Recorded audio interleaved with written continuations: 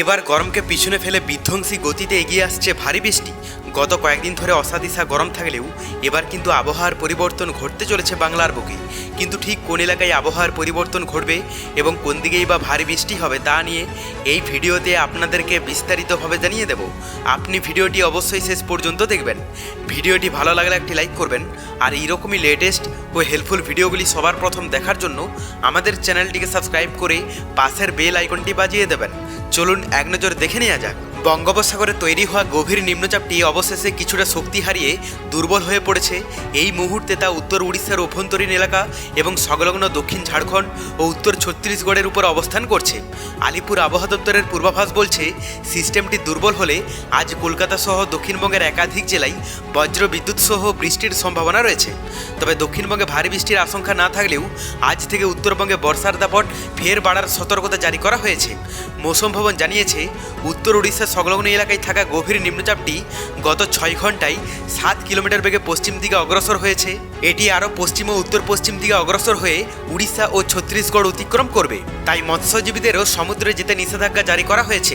বর্তমানে বঙ্গোপসাগরে নতুন করে কোনো শক্তিশালী ঘূর্ণাবর্ত তৈরি হয়নি, তাই নিম্নচাপের টানে আসা জলীয় বাষ্পের প্রভাবেই রাজ্য জুড়ে মেঘলা আকাশ ও দফায় দফায় বৃষ্টি বজায় থাকবে। তো এরপর আমরা যদি লাইভে আপডেটটা দেখে নিই, প্রথমে আমরা যদি আজ সকালের দিকে পশ্চিমবঙ্গের দক্ষিণবঙ্গের এলাকাগুলোর কথা বলি, তো এখানে কলকাতা থেকে শুরু করে হাবড়া, হুগলি, কৃষ্ণনগর, বহরমপুর, মুর্শিদাবাদ, এদিকে বর্ধমান, দুর্গাপুর, সেই সঙ্গে নিচের দিকের কথা বলতে গেলে খড়গপুর, তমলুক, এই সমস্ত কয়েকটি এলাকা আছে যেগুলোতে হালকা থেকে মাঝারি বৃষ্টির সম্ভাবনা রয়েছে। কিন্তু এখানে বাঁকুড়া, আসানসোল, ধানবাদ, পুরুলিয়া, জামশেদপুর, চাকুলিয়া, এই সমস্ত কয়েকটি এলাকার আবহাওয়া মোটামুটি পরিষ্কারই থাকবে সকালের দিকটাতে। এরপর আমরা উত্তরবঙ্গের আবহাওয়াটাও দেখে নেব। তো এখানে দার্জিলিং থেকে শুরু করে কালিম্পং, কার্শিয়ং, জলপাইগুড়ি, আলিপুরদুয়ার, কোচবিহারে হালকা থেকে মাঝারি এবং ভারী বৃষ্টির কিন্তু সম্ভাবনা দেখতে পাওয়া যাচ্ছে।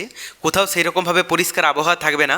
আর বাংলাদেশের কথা বলতে গেলে এখানে সমুদ্র উপকূলবর্তী এলাকার মধ্যে চট্টগ্রাম, ফটিকছড়ি, মানিকছড়ি, নোয়াখালী, ফেনী, সেই সঙ্গে মহেশখালী, কক্সবাজার, টেকনাফ, এদিকে বরগুনা, বরিশাল, পটুয়াখালী, এই সমস্ত এলাকাগুলো মোটামুটি হালকা থেকে মাঝারি বৃষ্টির সম্ভাবনা রয়েছে, যদিও ভারী বৃষ্টির সেই রকমভাবে সম্ভাবনা দেখতে পাওয়া যাচ্ছে না।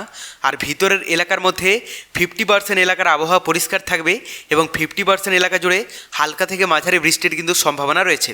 যে সমস্ত এলাকাগুলো মোটামুটি পরিষ্কার থাকবে তার মধ্যে এখানে রাজশাহী, পাবনা, ঢাকা, কুমিল্লা, এই সমস্ত কয়েকটি এলাকা আছে যেগুলো মোটামুটি পরিষ্কার দেখতে পাওয়া যাচ্ছে। কিন্তু এখানে সিলেট থেকে শুরু করে সুনামগঞ্জ, জামালগঞ্জ, ময়মনসিংহ, জামালপুর, সেই সঙ্গে মৌলভীবাজার, উপরের দিকের কথা বলতে গেলে রংপুর, দিনাজপুর, পঞ্চগড়, ঠাকুরগাঁও, কুড়িগ্রাম, গাইবান্ধা, এই সমস্ত এলাকাগুলো মোটামুটি বৃষ্টির সম্ভাবনা দেখতে পাওয়া যাচ্ছে। এরপর আমরা দুপুরের দিকে আবহাওয়াটাও দেখে নেব। তো দক্ষিণবঙ্গের কথা বলতে গেলে খুব একটা ভারী বৃষ্টির সম্ভাবনা নেই, হালকা থেকে মাঝারি বৃষ্টি হবে। তবে সমস্ত এলাকা জুড়েই যে বৃষ্টি হবে এমনটা না। গত কয়েকদিনের থেকে অনেকটা অংশেই কিন্তু চেঞ্জেস লক্ষ্য করা যাচ্ছে, অনেকটা অংশে কিন্তু পরিষ্কার আবহাওয়া থাকবে, যদিও হালকা থেকে মাঝারি বৃষ্টির সম্ভাবনা রয়েছে দক্ষিণবঙ্গের অধিকাংশ এলাকা জুড়ে। কিন্তু উত্তরবঙ্গের যদি আবহাওয়াটা দেখা যায়, এখানে সকালের মতো একই থাকবে, খুব একটা চেঞ্জেস নেই।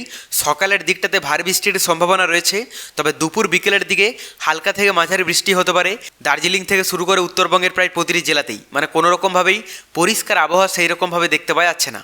আর বাংলাদেশের কথা বলতে গেলে সমুদ্র উপকূলবর্তী এলাকাগুলোতে ভালো ইফেক্ট থাকবে, যদিও ভারী বৃষ্টির সম্ভাবনা নেই। আর এদিকে মহেশখালী, টেকনাফ, চট্টগ্রাম, এই সমস্ত সমুদ্র উপকূলবর্তী এলাকাগুলোতে পরিমাণে অনেকটা কিন্তু কম ইফেক্ট পড়তে দেখতে পাওয়া যাচ্ছে দুপুর থেকে বিকেলের মধ্যে।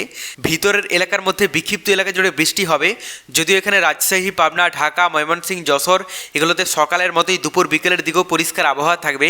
এদিকে সিলেটের কাছাকাছি এলাকা, সেই সঙ্গে উপরের দিকে রংপুর, পঞ্চগড়, ঠাকুরগাঁও, দিনাজপুর, এগুলোতে মোটামুটি কিছুটা বৃষ্টির সম্ভাবনা রয়েছে। দেখুন, এই মুহূর্তে আমরা যদি বঙ্গোপসাগরের আবহাওয়াটা দেখে নিই, তো গত কয়েকদিন আগে একটি নিম্নচাপ সৃষ্টি হয়েছিল এবং এর ইফেক্টটা বিশেষ করে দক্ষিণবঙ্গের দিকেই কিন্তু গিয়েছিল, যার প্রভাবে দক্ষিণবঙ্গে সকাল থেকে দুপুর, বিকেল এবং রাতের দিকে ভালোই কিন্তু বৃষ্টি দেখা গিয়েছিল। তবে এই মুহূর্তে তার ইফেক্টটা অনেকটা অংশেই কাটতে দেখা গেছে। এই মুহূর্তে নতুন কোনো দুর্যোগ বা সিস্টেমও নেই। পরবর্তীতে নতুন কোনো দুর্যোগ বা সিস্টেমের আভাস পেলে অবশ্যই আপনাদেরকে লাইভে জানিয়ে দেবো। এরপর আমরা তাপমাত্রাটা দেখে নেব যে আজ বৃষ্টির ফলে তাপমাত্রায় কতটা কি চেঞ্জেস লক্ষ্য করা যেতে পারে। তো আজ কলকাতা এবং দক্ষিণবঙ্গের বেশিরভাগ এলাকার তাপমাত্রা থাকতে পারে 29-30 ডিগ্রির মধ্যে। পাশাপাশি উত্তরবঙ্গের যদি তাপমাত্রাটা দেখা যায় তো এখানে দার্জিলিং, কালিম্পং, কার্শিয়ংয়ে 22 ডিগ্রি থাকবে। আর এদিকে জলপাইগুড়ি, আলিপুরদুয়ার, কোচবিহারের তাপমাত্রা থাকতে পারে 28 ডিগ্রির মধ্যে। বাংলাদেশের কথা বলতে গেলে সমুদ্র উপকূলবর্তী এলাকা এবং ভিতরের এলাকার মধ্যে বেশিরভাগ এলাকার তাপমাত্রা থাকতে পারে 28 ডিগ্রি থেকে শুরু করে 29-30 ডিগ্রি পর্যন্ত। তবে এক্ষেত্রে রংপুর এবং ঢাকাতে 31 ডিগ্রি থাকবে। এরপর আমরা রাতের দিকে তাপমাত্রাটাও দেখে নেব। তো দক্ষিণবঙ্গের কথা বলতে গেলে কলকাতা এবং দক্ষিণবঙ্গের বেশিরভাগ এলাকার তাপমাত্রা থাকতে পারে 26-27 ডিগ্রির মধ্যে। পাশাপাশি উত্তরবঙ্গের যদি তাপমাত্রাটা দেখা যায় তো এখানে দার্জিলিং, কালিম্পং, কার্শিয়ংয়ে 20 থেকে 21 ডিগ্রি থাকবে।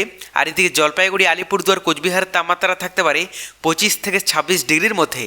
বাংলাদেশের কথা বলতে গেলে সমুদ্র উপকূলবর্তী এলাকা এবং ভিতরের এলাকার মধ্যে বেশিরভাগ এলাকার তাপমাত্রা থাকতে পারে 26 ডিগ্রি থেকে শুরু করে 27 ডিগ্রি পর্যন্ত। তবে পরবর্তীতে বঙ্গোপসাগরে নতুন কোনো দুর্যোগের আভাস পেলে অবশ্যই আপনাদেরকে লাইভে জানিয়ে দেব। তার জন্য চ্যানেলটিকে সাবস্ক্রাইব করে রাখতে ভুলবেন না।